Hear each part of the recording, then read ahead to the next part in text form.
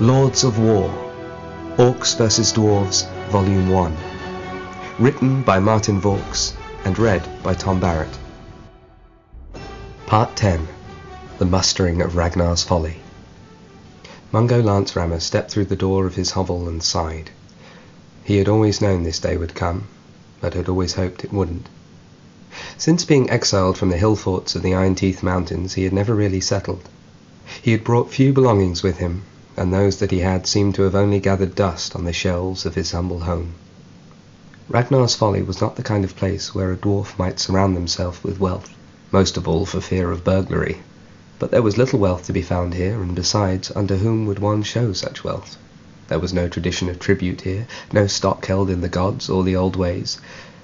The one thing Mungo did own, the one thing that meant more to him than anything else, was not a thing at all. It was a person, in his mind at least, and that person was lying on his back, in the corner of the room, its mighty paws in the air, a long strand of drool dangling from its mouth. "Wake up, Bon-Bon," said Mungo. "Come on now, wake up." The enormous brown bear rolled onto its front and grumbled. The greying beast's old bones ached interminably, and Mungo could see it. The pained expressions it wore and movements it made stirred pity in the heart of the aging dwarf commander. But what choice did he have but to care for his longest, oldest, most faithful friend? Bon-Bon shambled over to Mungo and pressed his enormous head into the old cavalry master's chest.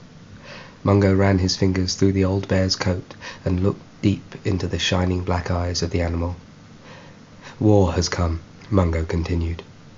Bon-Bon's eyes widened, and he span awkwardly, bounding towards the weapons rack in the corner.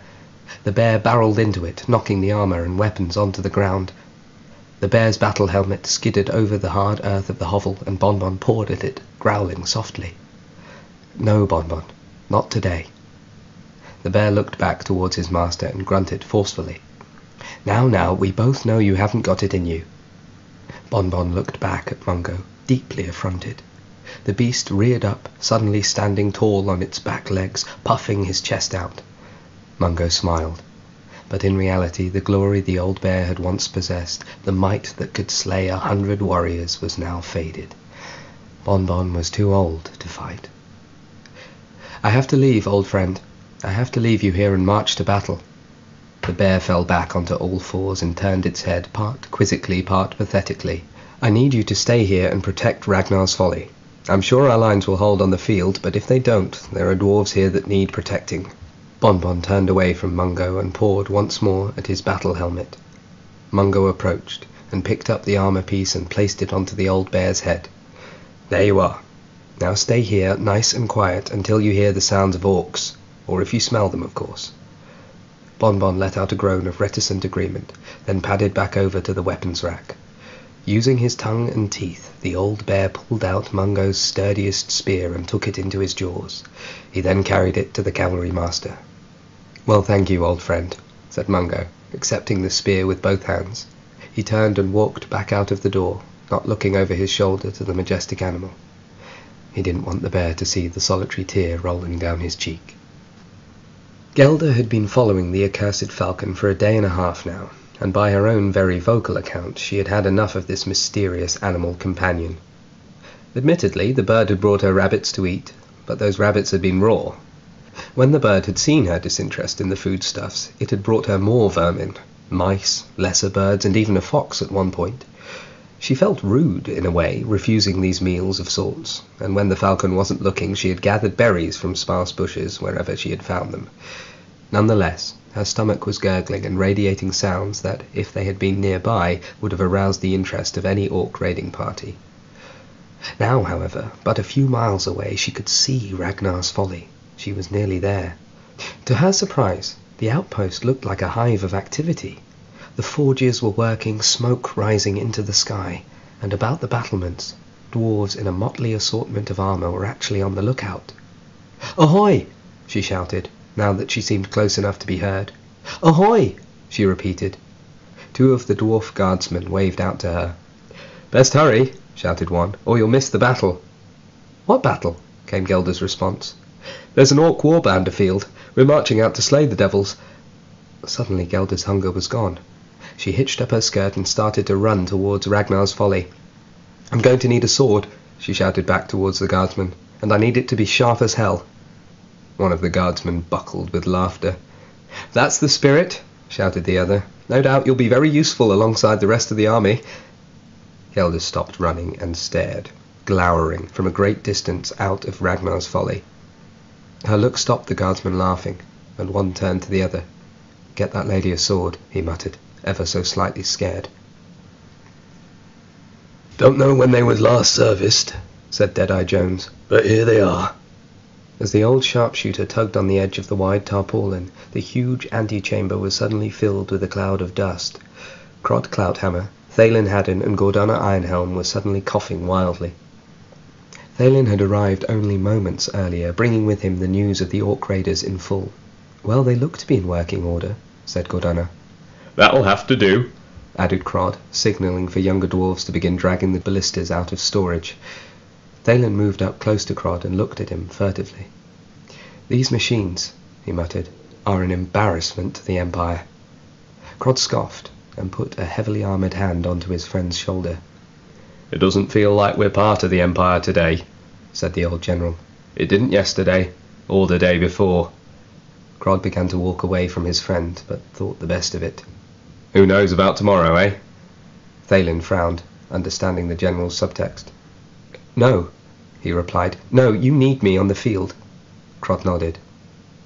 "And besides, the nearest place that could send reinforcements would be Evenstar." Crod nodded again. "Yeah, how about I just send the birds?" Crod smiled and shook his broad, helmeted head. "You're the fastest runner among us, Thalin. They know you in the Evenstar, and your word is respected. You might send birds, but who's to say that they won't be shot out of the sky by guardsmen, or that even if they do arrive, that anyone there will understand the old tongue? They don't know you like I do, but they know you, not your birds." Thalin's head dropped, and he kicked the earth, disappointed at his lot. "But tomorrow, Thalin, if you leave now and run there and back, depending on the size of this Orc force, I'm sure there will still be little action waiting for you." Thalin weighed up his options for a moment, and without so much as a goodbye, he sped towards the gate of the outpost. "Now heave, you miserable lot!" shouted Gordana Ironhelm. The dwarf soldiers had taken up their positions, and as one they lifted the ballistas up and onto their shoulders. "Right, lads," continued Gordana as Crod watched on. "Let's march." Inside the gates a fair rabble had gathered. Dwarves fresh from the forges, old female dwarves brandishing axes, beast slayers, impalers, marauders, and all the rest. At the head of the group, Ivar the Mad stood, stroking Betty. Beside him, Jaegar Drakesbane checked his armour over one more time. "Do you think they'll have a dragon with them?" said Jaegar. "Nope," said Ivar gruffly. "Why not?" "'Cause they're orcs. It's elves what fights with dragons. At least they used to, back when dragons were common." But they could have one, couldn't they?" continued Jaegar. "I bet you your armour they don't," replied Ivar. Jaegar looked down at the dragon plate he was wearing. It was his father's before him and his father's before that. "I'll bet you my armour if you let me spend one night with Betty," Jaegar spat saltily. Deeply affronted, Ivar raised his fist and punched Jaegar hard in the face. The younger dwarf fell, suddenly unconscious. "That'll learn ye," said Ivar. It was then that the creaking gates of Ragnar's Folly opened, and the dwarf force, such as they are, lurched forwards out onto the field of battle. It was the general's strategy to head out early and strike the Orcs before they reached the fort. It was a smart plan, and Ivar intended to stick to it. "Oh, for goodness sake," said Ivar, picking Jaegar up roughly and slinging the unconscious dwarf over his back. "Dragon Knight my arse," he grumbled. And so the dwarves of Ragnar's Folly made their way out onto the plains of Hrofdale to meet their new foe, an enemy they had always feared but until that day believed to be mythical, like unicorns or giants. Those who survived the Battle of Hrofdale became heroes to the dwarven peoples, the first shield that shattered in the face of the armies of Orcus. Those who did not survive became legends, legends who, alas, did not live to see unicorns, or giants, or dragons, or lizardmen, despite the fact that all soon made their presence known on the battlefields of Galt and beyond.